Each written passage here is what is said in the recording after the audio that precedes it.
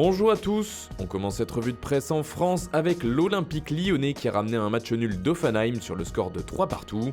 Et jusque dans les dernières minutes, Lyon tenait la victoire entre ses mains mais a fini par encaisser un troisième et dernier but après une énième occasion allemande et un nouveau cadeau de la défense lyonnaise. Pour le progrès, l'OL peut vraiment s'en vouloir.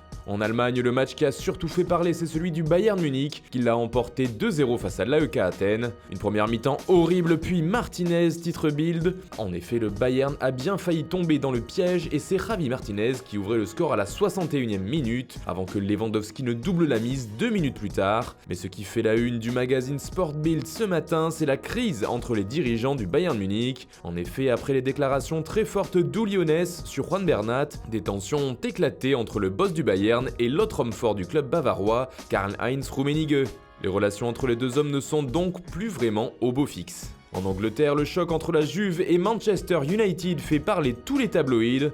Les Mancuniens ont perdu 1-0 sur un but de Dybala et pour le Daily Telegraph, les Red Devils ont été surpassés, notamment dans les idées de jeu, et surclassés par les Turinois. C'est un bon retour à la maison pour Cristiano Ronaldo, comme le résume le Guardian. Le Daily Express préfère insister sur Paulo Dybala qui était vraiment un tueur. La rencontre fait également les gros titres dans la presse transalpine. Pour la Gazzetta dello Sport, la vieille dame est tout simplement une dame d'Europe. La Juve a dominé Manchester United dans un match qui était un véritable triomphe du côté d'Old Trafford pour les Bianconeri. Le Corriere dello Sport de son côté insiste sur la bonne performance du coach de l'équipe italienne, Massimiliano Allegri, qui a joué une partition complète d'après le Corriere.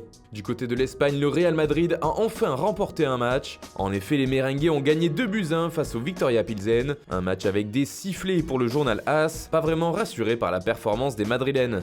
Des buts de Karim Benzema et de Marcelo qui s'est blessé durant le match. L'attaquant français devient quant à lui le 4e buteur de l'histoire de la Ligue des Champions avec 57 buts et surclasse désormais Ruud van Nistelrooy.